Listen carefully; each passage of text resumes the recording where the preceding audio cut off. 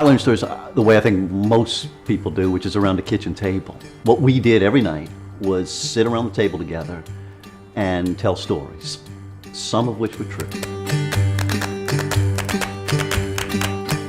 I'm Ellis Henican. I'm a writer and a talker and a storyteller.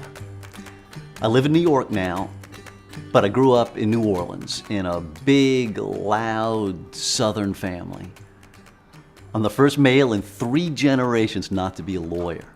So I grew up telling stories.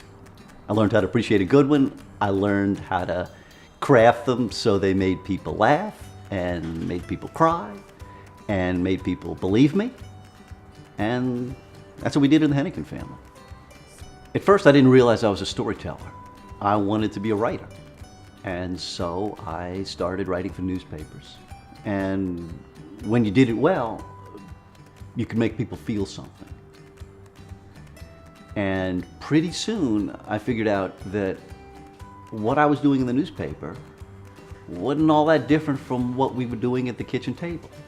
I didn't realize that you could turn that into a career, that those were business skills that were being developed at that kitchen table.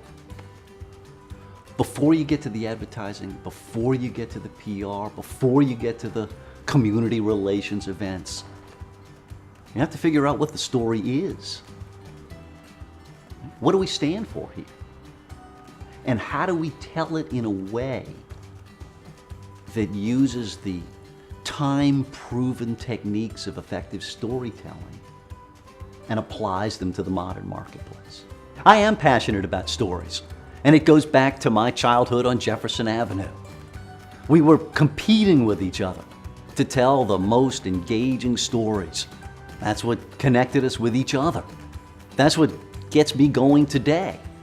And that's how all of us will stay connected going forward.